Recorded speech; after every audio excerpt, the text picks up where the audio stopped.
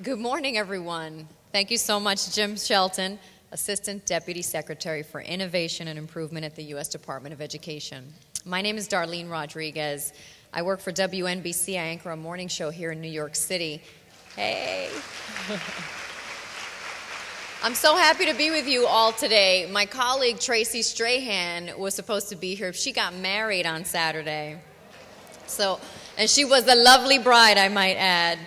So I'm filling in for her, and I'm thrilled, especially because I'm a product of the public schools in New York City.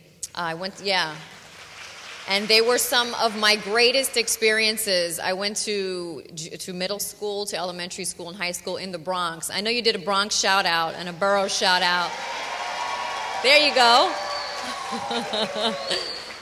That's right, and we are throughout NBC doing a bunch of stories next week on education, and often enough we don't hear enough good stories on what you guys are doing in the New York City public schools, so we love the opportunity to recognize you, to talk to you, spend time with you, and show the great work that you're doing on the network. So we're doing that next week, and I'm actually talking to an elementary school teacher who has retired. I think all of my teachers have retired. But it's just great to kind of go home and sit with you guys. So thank you all for having me this morning. We'd like to move the program on. We now want to welcome someone who's been heading up the United Federation of Teachers for the past year. He is a Staten Island native. Staten Island in the house as well? All right. We love you too. Yes, we do. Staten Island native and former teacher who understands the importance of learning leaders and their mission. Please welcome President of the United Federation of Teachers, Mr. Michael Mulgrew.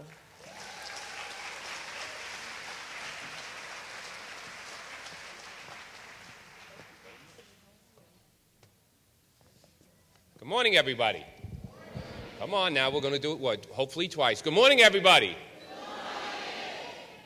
And where are those people from Staten Island? How are you? Hi, neighbors. Thank you. I don't get to come up and say thank you so often. You're the best. I don't know, the work that you do is so invaluable at this time. It's always been invaluable, but look what we're doing right now. We're at the crossroads in education.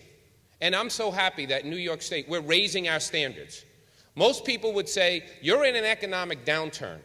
Why are you making the jobs harder? I said, because there are children involved, and we know we're at a crossroads in education, and we're not going to let a bad economy be an excuse. So I applaud Merrill Tisch and Commissioner Steiner for what they've done there. Give Merrill a hand for that.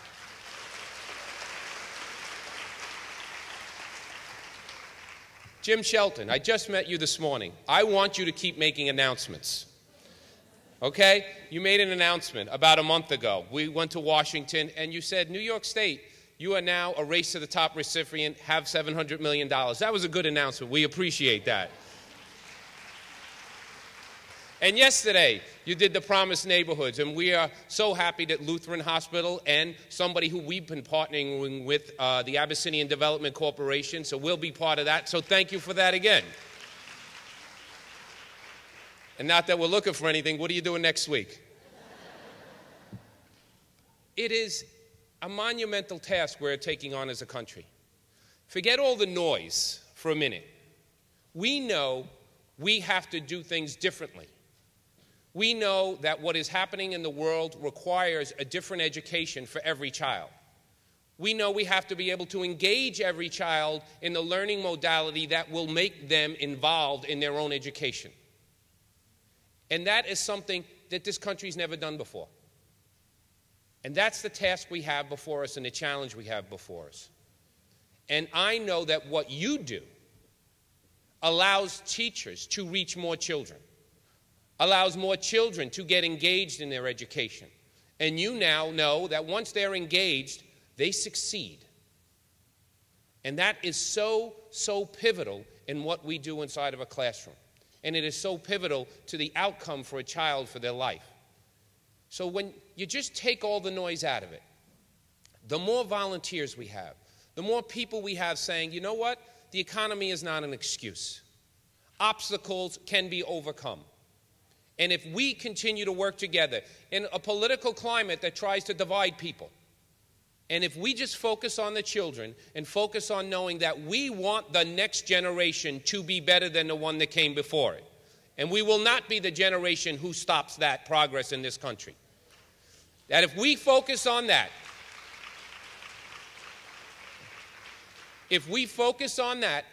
then we will succeed. So I can't thank you all enough again. That is what you allow teachers and children to do. You are the true heroes. There are a lot of people who talk about things. As Jim said, we're up here at microphones, we speak, but you're volunteering. You're going into classrooms. You have decided to make a difference in a child's life. And that makes you the true hero. So I came here today to thank you all very much. We as a city and a country are indebted to each and every one of you. Thank you very much, and have a great year.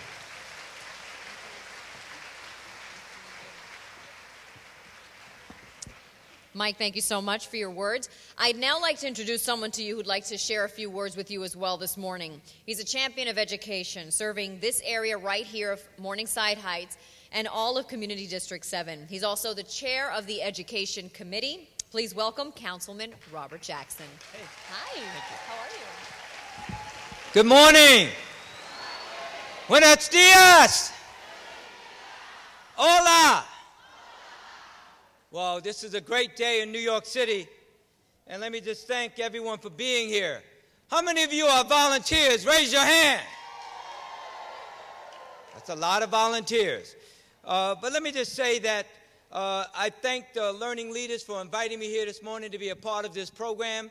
Obviously, we kicked off the new school year, 2010-2011, and I say to all of you that we must work together. Because as you know, yesterday, our mayor announced a citywide hiring freeze, and there's going to be reductions in every agency. And so the term is you have to do more with less. And you know, sometimes you can do more with less, and sometimes you can't. But I want to talk about volunteerism. I was born and raised in New York City and went to all elementary, intermediate, and high schools in New York City and public college in New York State. And I say to all of you as volunteers, I volunteered for 15 years as a member of Community School Board 6 in Manhattan. Is Manhattan in the house? And I know that some of you know, and I'm really talking to the people that don't know, and I'm going to ask Mr. Shelton, are you aware that the lawsuit, Campaign for Fiscal Equity versus the State of New York, was filed from Community School Board 6, and I was the lead plaintiff? It started with parents, 13 years of litigation, and we kicked the state in their butt and won to the tune of $16 billion for the children of New York City. That's the type of fight that we need today. And I say that to you because some people will tell you that you can't do it. Don't let anybody tell you you cannot do it. Don't let anyone tell you that your children cannot make it, because they can. They can make it. And I say that growing up in New York City on social services, known as welfare, a family of 9, 2 of us graduated from college. And as you know, education is the key for all of us. It uplifts all people, not blacks, Latinos, and Asians. Education uplifts all people. And one generation removed, my wife and I, college graduates. All 3 of our children are college graduates. All 3. And being involved in your children's education is extremely important. And a reporter from New York One asked me the other day about a report that was put out by CFE about high school graduation rates. And I said to her that education does not start when our children enter the schoolhouse. It starts at home. It starts when they're born. You read to your children. You talk to your children. You teach them about discipline. You teach them how to follow rules and regulations.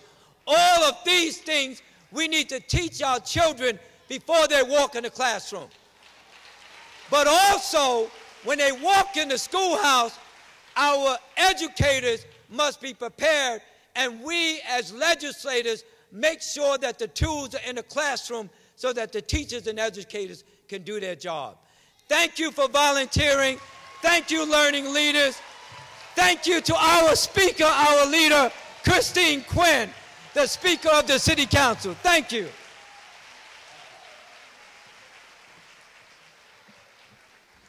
Councilman Jackson, that was great. I feel like I want to go to church now. Love it, right? All right, well, now I have the pleasure of introducing you to a woman who's been a civic leader for over 11 years. She's worked hard to improve not only her community in Manhattan City Council District 3, but all of New York City. My favorite story was when I interviewed her when she first became Speaker of the House, and she said her father was most proud of the fact that she was the first Irish-American woman to be Speaker of the City Council. So I was very, very proud of that as well. Please welcome the Speaker of the City Council, the Honorable Christine Quinn.